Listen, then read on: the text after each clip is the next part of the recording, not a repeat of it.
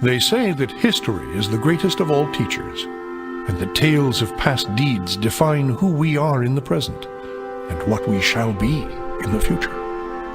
It is said that such tales shall, with each telling, illuminate us all with the light of truth. I shall tell you of such a tale. It is a tale quite familiar to me, for I have spent nearly a lifetime piecing it together and chronicling it here within this book. For years I have pondered its passages, studying every line, committing each word to memory. Perhaps now, in the telling of it, I shall at last find the answers I seek. Our story takes place in the northern region of Faerun, known as Aicewindedale. It is a harsh, frozen land, cut off from the rest of the world by a wall of jagged peaks called the Spine of the World. For centuries, the icy plains of the Dale have been home to the barbarian peoples of the Uthgard and Regedmund. Huddled together in small, closely knit tribes, the barbarians lived simple lives, free, proud, and fiercely independent.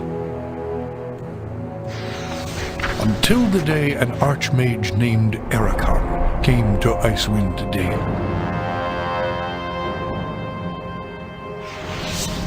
With an army of mercenaries, Erakan sought to conquer the north and force the fierce barbarians into slavery.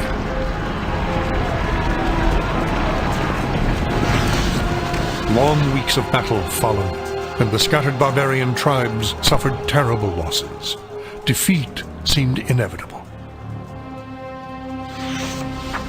In their darkest hour, a barbarian shaman named Jared came forth and demanded a council between all the remaining tribes of the north.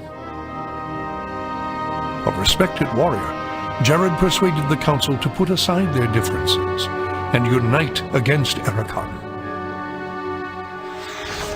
Strengthened by a new sense of purpose, the barbarians rallied behind their new leader.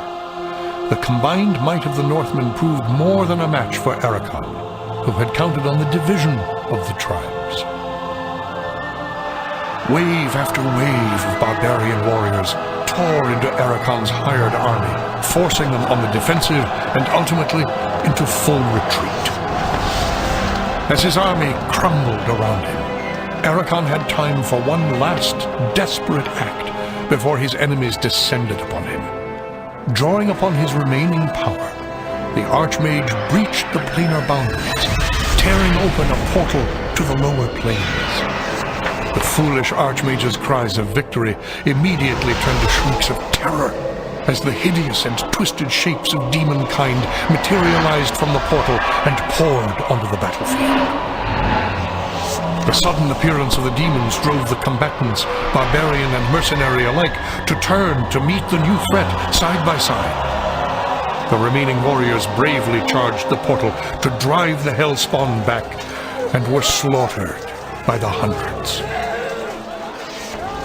As his people fell around him, the barbarian shaman, Jared, looked up from the blood-drenched snow of the battlefield and caught sight of a lone figure high upon a ridge in the distance.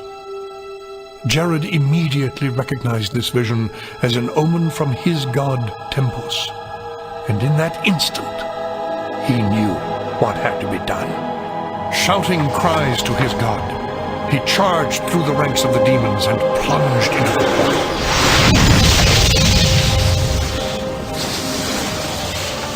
As Jared's blood fused with the energies of the portal, an explosion of white light engulfed the battlefield.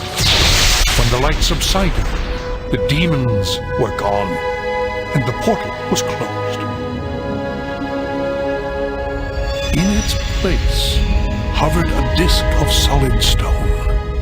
Frozen within the center of the disk was Jared's body, locked in his final moment of agony, in his final moment of triumph for all eternity. But that is not the end of our tale. It is but the beginning.